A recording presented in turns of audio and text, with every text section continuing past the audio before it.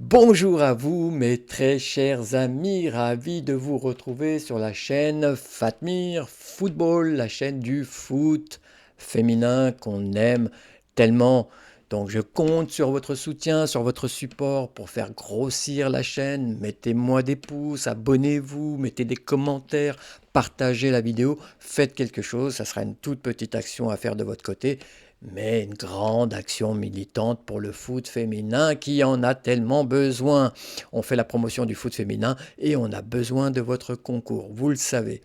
Dans cette vidéo, on va revenir quand même sur le match de cette 20e journée de Première Ligue Arkema, c'est le nom du championnat de France, la Première Ligue Arkema. Voilà, donc on s'y est fait hein, tout au long de cette année. Euh, un match qui est le choc de cette 20e journée entre l'OL qui reçoit donc le troisième, le PFC.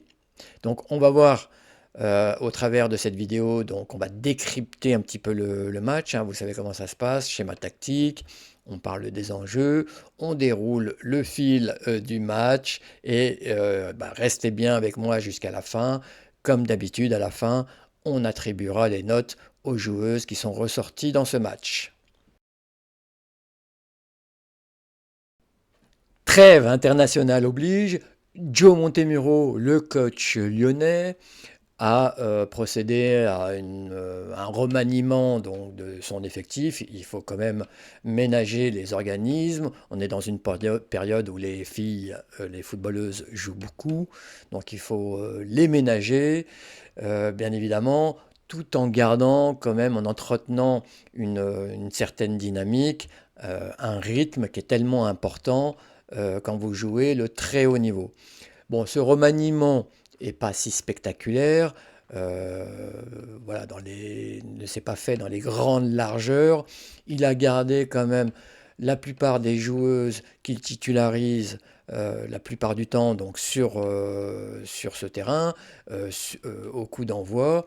Et sur chaque ligne, voilà, il a changé quelques joueuses du fait pour les unes de blessures et pour les autres voilà, d'une certaine méforme.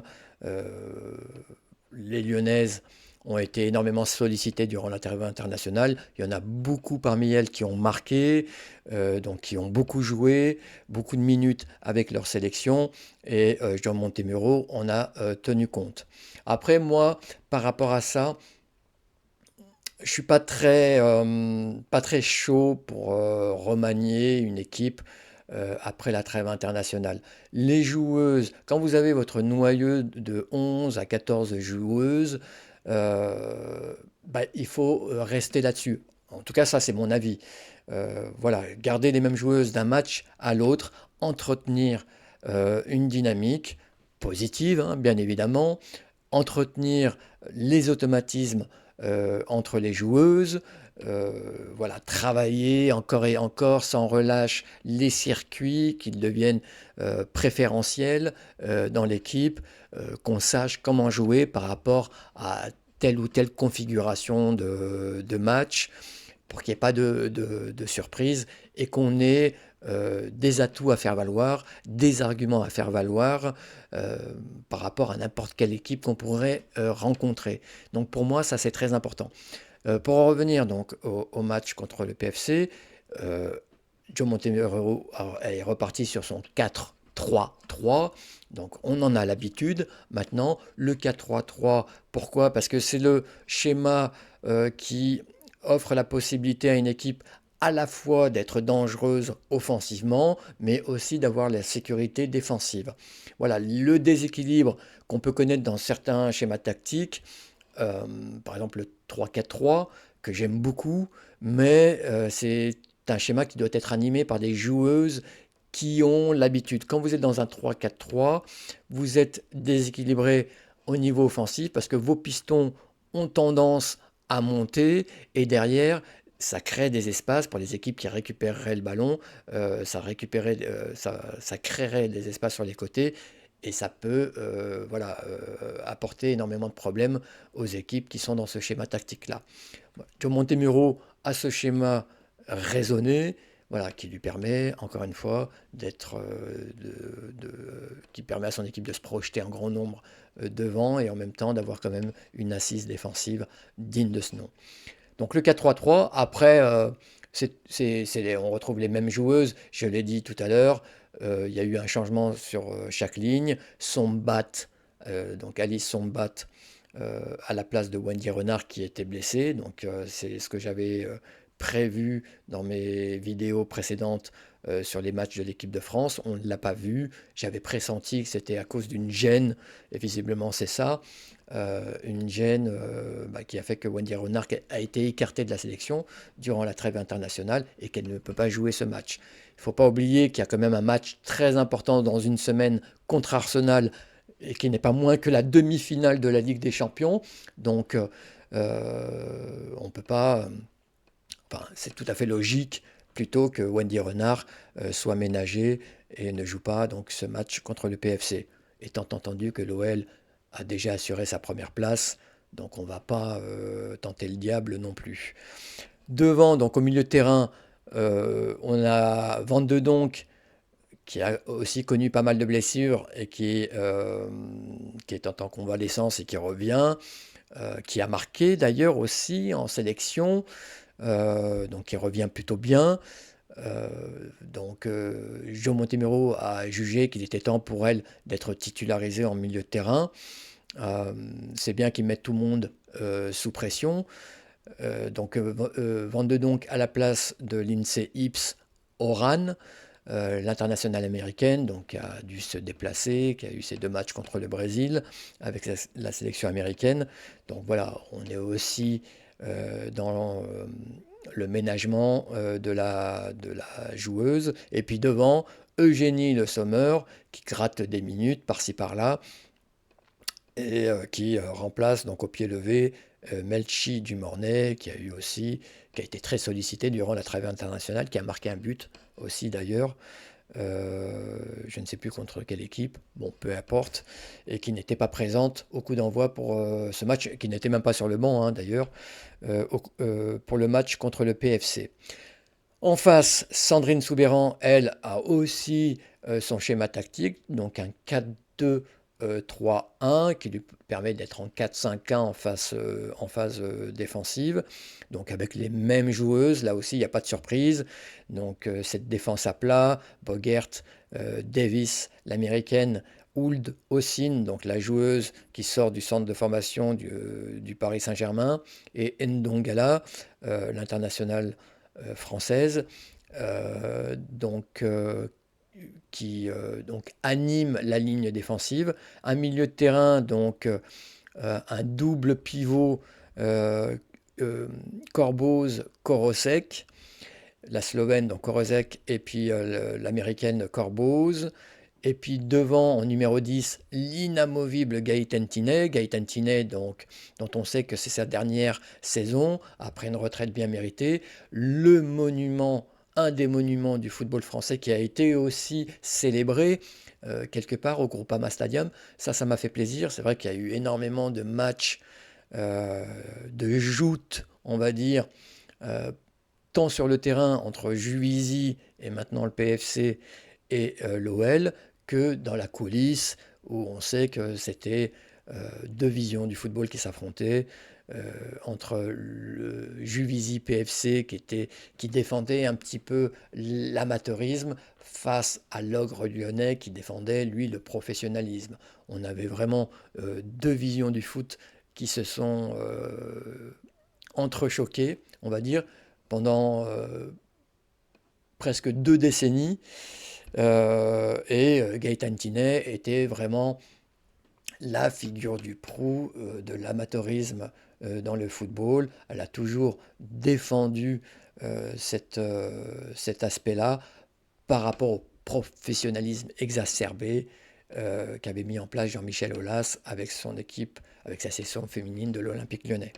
Donc Gaëtan Tinet en numéro 10 et devant donc les trois joueuses techniques, les 3 dribbleuses, les 3 créatrices que sont Bussy, Kessia Bussi, Clara Matteo, j'y arrive, et Maël Garbino. Maël Garbino qui sort du centre de formation de l'Olympique lyonnais, on s'en souvient.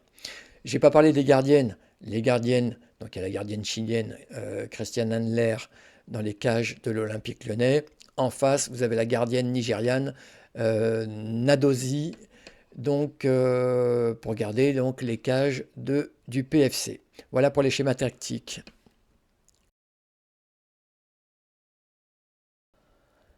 C'était une première au Groupama Stadium. Alors, c'était une première nationale. Est-ce que c'était une première internationale?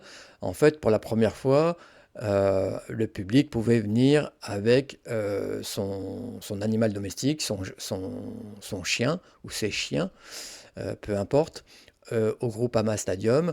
C'est vrai que pour garnir quand même les tribunes, il faut avoir ce genre d'idée. Et puis ça apporte une ambiance aussi un peu différente. Donc vous aviez une partie de la tribune qui a été garnie par des chiens, voilà, qui sont venus assister à ce match. Donc un peu plus de 5000 spectateurs dans un stade qui peut en contenir 60 000. Voilà, ça sonne un peu creux, on va pas se le cacher. Euh, Après Canal+, voilà, par le jeu, des resserrements, des cadrages, voilà, bien sentis, a fait en sorte que ça se voit pas trop, ces tribunes un peu vides du Groupama Stadium. J'espère vraiment qu'il en sera autrement pour le demi-finale retour contre Arsenal. Donc ça sera le 27 avril, je crois, de mémoire. Vraiment, parce que là, je ne sais pas ce qu'il faut au peuple lyonnais pour se déplacer, voir une équipe qui a été multiple champion de France, multiple champion d'Europe, qui a quand même proposé un jeu plutôt intéressant toutes ces années de règne, qui est devenu la référence du football dans le monde concernant la section féminine. Donc je ne sais pas ce qu'il leur faut pour se déplacer. Donc on attend vraiment beaucoup de monde pour ce match-là. Là, voilà, il y avait une bonne petite ambiance sympathique. Bon, on avait Lyon aussi qui devait envisager ce match comme une répétition grandeur nature avant le match contre Arsenal, hein. On joue quand même le troisième.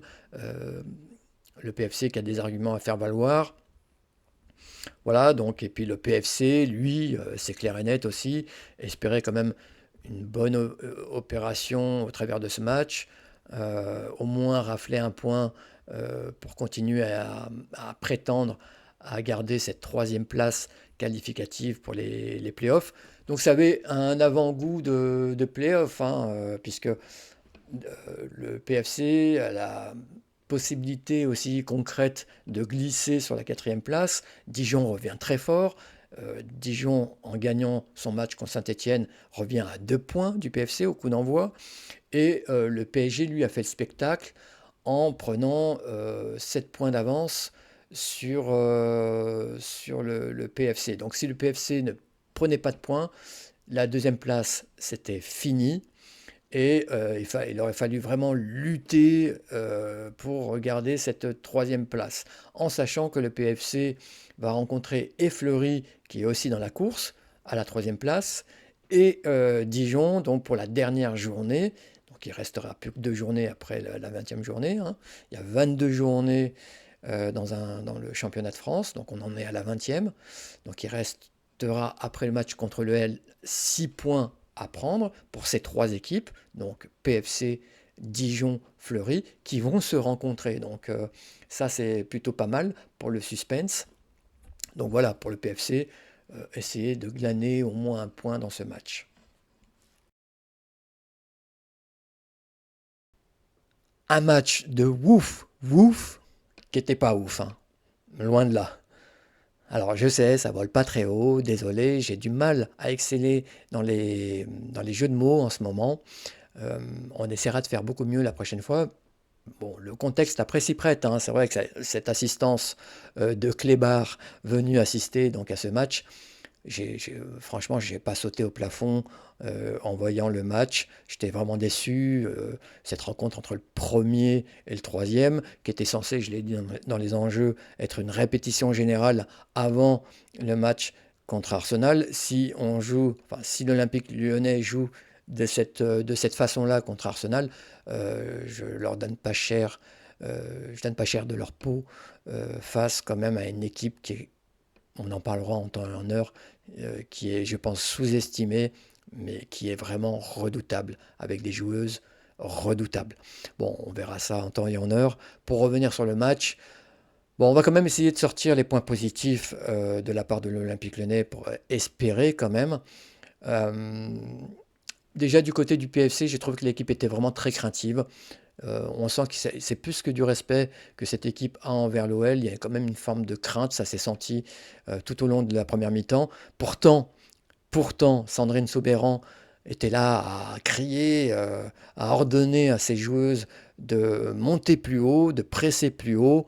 Mais alors, le PFC n'était pas non plus voilà, devant la défense, cramponné devant la cage de la gardienne, mais il n'y avait pas non plus un pressing de folie de la part du PFC.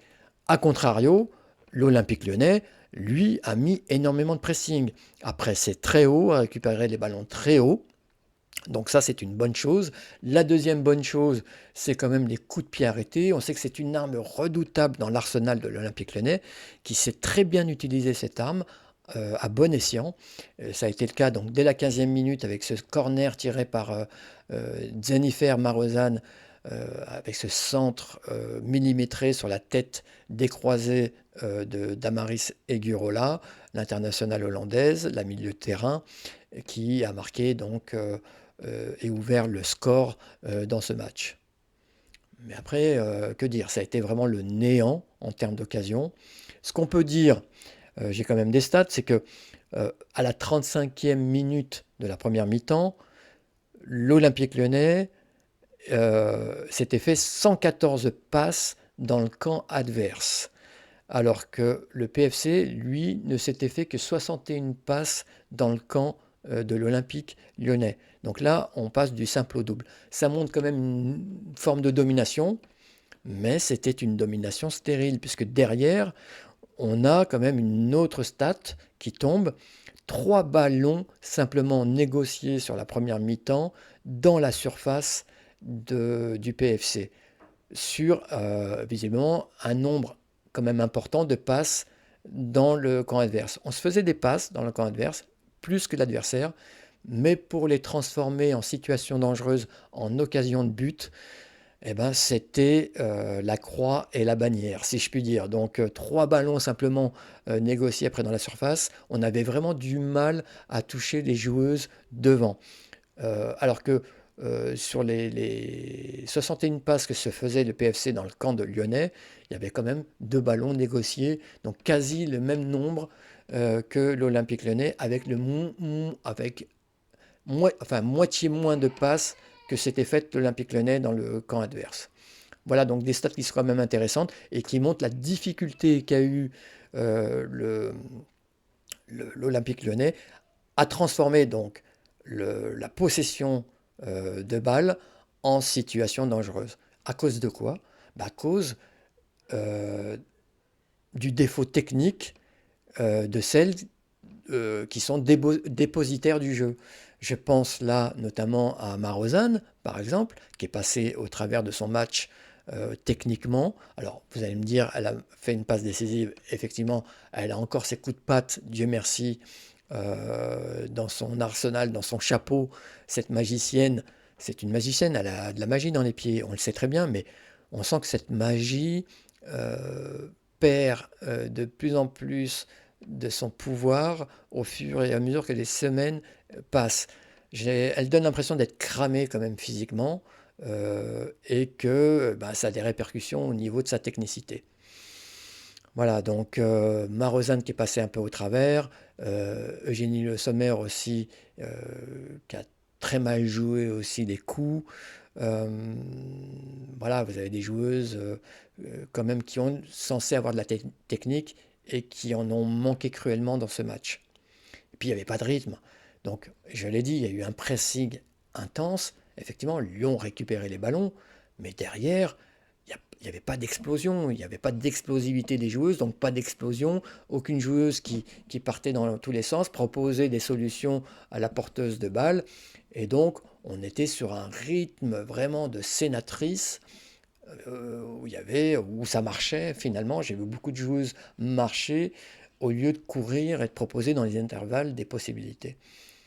Au lieu de jouer à une touche de balle également et d'aller très vite vers l'avant. Donc il a manqué tout ça, ce qui a fait qu'on a eu un jeu plutôt fermé en première mi-temps. Et dès le démarrage de la deuxième mi-temps, l'OL s'est fait punir avec ce but de Clara Matteo, avec une récupération de balle très haute de Korozek. Donc finalement, les ordres de Sandrine Soberan étaient passés sur l'ensemble de l'effectif. Et Korozek s'est exécuté, a récupéré un ballon très haut, l'a donné à Gaëtan Tinek qui envoie en profondeur donc Clara Matteo qui vient fusiller donc Christiane Handler. 16e but pour Clara Matteo, donc qui reprend le leadership au niveau des buteuses dans ce championnat de France, devant donc Melchi Dumornay. On a vu que Clara Matteo avait célébré avec beaucoup d'émotion ce but. Alors je ne sais pas vraiment pourquoi. Elle a été interrogée là-dessus après le match, mais elle n'a pas livré de réponse, on va dire, satisfaisante. On ne sait pas vraiment pourquoi elle était quasi en larmes après avoir marqué ce but. Mais bon, voilà, encore une fois, dans ce match, les dépositaires du jeu côté lyonnais étaient vraiment en souffrance. Du coup, Joe Montemuro a changé quelques joueuses, a fait rentrer donc de nouvelles joueuses sur le terrain. Ça a apporté quand même tout de suite un peu plus d'énergie, un peu plus d'enthousiasme, à l'image d'Amel Majri qui marque un formidable coup franc. Je vous ai mis le lien des highlights euh, de, de ce match dans le descriptif de la vidéo. Donc allez voir donc, les highlights et notamment le coup franc d'Amel Majri qui est somptueux. Donc elle ne pouvait pas mieux fêter sa 200e apparition en, dans le championnat de France, donc en D1, en première ligue Arkema. Donc bravo à Amel Majri, qui redonne donc l'avantage, on va dire, voilà, contre le cours du jeu finalement, parce que l'Olympique Lyonnais, entre le but de Damaris et le but d'Amel Majri, n'a pas eu d'occasion. N'a pas eu d'occasion. En tout cas, moi, je n'en ai pas retenu. Pourtant, j'ai essayé de noter chaque fait du match, mais il n'y a pas eu d'occasion entre ces deux buts. Et ça, c'est inquiétant. C'est inquiétant. Alors vous allez me dire, oui, il y a eu la trêve internationale, il y a eu un petit remaniement au niveau de l'effectif, il n'y avait pas Melchi Dumornay, on sait que c'est une joueuse qui compte beaucoup. Ouais, mais je veux dire, avec les joueuses qu'il y avait sur le terrain, l'OL doit être capable de proposer autre chose. Et c'est là où j'engage la responsabilité de Joe Montemuro. Je l'ai dit, on y reviendra au moment du bilan de l'Olympique lyonnais. Euh, voilà, l'Olympique lyonnais est encore en course en Ligue des Championnes et puis pour le titre de champion de France. On verra ce que ça donnera à la fin de la saison. Mais j'oublie pas ces matchs-là. Il y en a eu quand même quelques-uns tout au long de la saison. J'espérais qu'il y ait un progrès en termes d'expression collective de cette équipe. Il n'en est rien. J'ai l'impression de retrouver les mêmes lacunes qu'il y avait du temps de Sonia Bonpastor. Donc, où est l'impact concret du coach australien dans cette équipe? Je me pose la question. Et enfin, donc à la fin du match, Bourdieu, Mathilde Bourdieu, une joueuse très intéressante que j'aime beaucoup, qui marque et qui marque après sur un coup franc, excusez-moi, à la limite de la surface de réparation, côté, côté, côté droit, oui, côté droit, et voilà, qui marque ce but. Là aussi, on se demande comment elle a pu se retrouver vraiment toute seule là, devant la cage de Christian Endler et qu'elle ait pu marquer ce but égalisateur. Donc, qui fait quand même que le PFC est la seule équipe qui a tenu 2 fois en échec l'Olympique lyonnais sur une saison. C'est quand même incroyable. L'Olympique lyonnais, sinon, a gagné tous ses matchs. Les 2 matchs nuls de la saison ont été contre le même club, le PFC. Donc on peut dire quelque part que Sandrine Soberan a trouvé la recette pour contrarier un peu cette équipe de l'Olympique lyonnais. Après, encore une fois, on peut toujours dire qu'il y a des circonstances. Sur le match aller, il y avait eu un gros match effectué contre Wolfsburg, à Wolfsburg. Donc, au niveau de l'intensité, enfin, elle laissait beaucoup d'énergie dans ce match avant de rencontrer le PFC. Et là, il y a eu cette trêve internationale qui coupe un petit peu les jambes, effectivement. Et voilà, le PFC a su en profiter comme il le fallait. Donc un point qui leur permet donc de tenir à distance les poursuivants que sont Dijon et le FC Fleury et d'être encore en course pour mathématiquement récupérer cette deuxième place. Après, franchement, on va pas se cacher, le PSG, je ne les vois pas perdre deux matchs sur les matchs qu'il leur reste. Il leur suffit que de 3 points non, peut-être pas 3 points, mais en fait, je ne les vois pas perdre voilà, les deux matchs qui restent. Donc pour moi, le PSG est deuxième, c'est réglé. Et le PFC, ben, il y a encore beaucoup de travail à faire pour garder cette troisième place. Voilà ce qu'on pouvait dire donc sur le déroulé du match.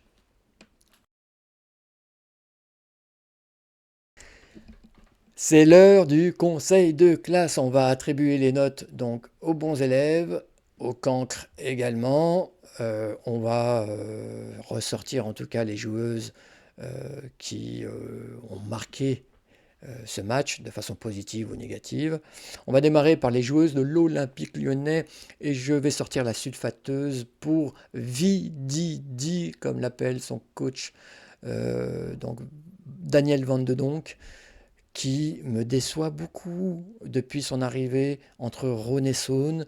Est-ce qu'elle n'a pas perdu sa technique, son football en traversant la Manche? Je me pose la question. Alors, je la trouvais super intéressante quand elle était à Arsenal, parce qu'elle était au cœur du jeu, on ne voyait qu'elle, elle avait un abattage incroyable, une petite taille, mais elle adorait les duels en milieu de terrain, récupérer les ballons, gratter voilà, des ballons en milieu de terrain. Moi, je l'appelais la Morbac, parce que voilà, elle a cette capacité à ne pas lâcher son adversaire, à rendre fou ou folle son adversaire, et puis à marquer des buts également. Donc c'est ça qui faisait que j'avais milité pour qu'elle vienne à l'Olympique Lyonnais. Et quand elle a porté la tunique, j'étais l'homme le plus heureux du monde, on va dire. Aujourd'hui, j'ai déchanté. Je trouve que match après match, elle, elle joue véritablement en deçà de ses capacités. Alors, en plus, elle a une saison truffée de blessures, de petites blessures qui l'ont tenues éloignées du groupe, des terrains. Donc, pas dans le rythme, incapable d'enchaîner les matchs. Ça peut jouer, bien évidemment, en tout premier lieu sur le moral. Donc on n'a pas une grande vente de donc et ce match-là, ben, on peut le mettre dans le même sac. Et donc cette note de 4 sur 10 pour moi est tout à fait logique. La note de 4 sur 10 également à Tabitha Chawinga. On peut aussi se poser la question, est-ce que Tabitha Chawinga convient parfaitement à la philosophie de jeu de Joe Montemurro? Moi, je pense pas. Franchement, il suffit de voir son parcours à Tabitha Chawinga. Dans tous ses clubs précédents, elle a toujours fini meilleure buteuse et meilleure joueuse du championnat. Toujours. Que ce soit en Chine, en Italie et même en France avec le PSG. Et là, depuis qu'elle est à l'Olympique Lyonnais, elle a marqué des buts. Elle a parfois été intéressante, ça c'est sûr. Mais ce qui est sûr aussi, c'est que euh, la configuration est différente avec l'Olympique Lyonnais. Vous êtes dans une équipe qui inspire la crainte en général aux adversaires, donc qui ont tendance à rester arc-boutés devant la cage. Donc il n'y a pas beaucoup d'espace. C'est une dévoreuse d'espace. C'est une contre-attaquante avec une vitesse supérieure, voilà, qui avale les espaces et qui adore se retrouver en un contre un face aux gardiennes. Là, c'est pas du tout le cas. Elle joue dans des petits espaces. Il faut jouer à une touche de balle, donner le ballon très rapidement. avoir une technique soyeuse, ce qui n'est pas son cas. Et elle n'a pas visiblement un énorme QI football. Moi j'ai vu le match là hier, elle a fait des passes pas dans le bon timing, pas dans le bon sens non plus. Tout était quand même pénible quand on la voyait évoluer sur le terrain. Donc voilà, la note de 4 sur 10. Je vais mettre la note de 5 sur 10 à Jennifer Marozan. Je lui mets la note de 5, mais j'allais lui mettre 4 aussi, hein. La note de 5 sur 10 grâce, on va dire, à sa passe décisive sur le corner. Sinon, en dehors de ça, ça a été un festival d'erreurs techniques. C'est un comble pour une telle joueuse. Là, son jeu s'est véritablement dégradé en milieu de terrain, véritablement, et je pense que c'est dû au physique. C'est vrai que l'année dernière, elle a très très peu joué avec Sonia Bonpastor. Elle joue beaucoup beaucoup plus avec Joe Montemurro, et on a l'impression qu'elle est dans un creux physique, et forcément ça a un impact sur son rayonnement technique. La note de 5 sur 10 aussi à Eugénie Le Sommer, je l'avais dit précédemment, elle a perdu aussi énormément de ballons. Je l'ai dit, hein, elle est aussi une des dépositaires du jeu lyonnais parce qu'elle a tendance à beaucoup descendre. Surtout que dans ce match, on a eu du mal à trouver les trois attaquantes. Donc là, elle est beaucoup descendue pour essayer d'aider, mais elle a tellement été maladroite dans ses passes qu'elle a aussi concouru à cette pauvreté technique de l'équipe. Je vais mettre, là je passe aux joueuses du PFC, je vais en retenir une qui a été vraiment incroyable.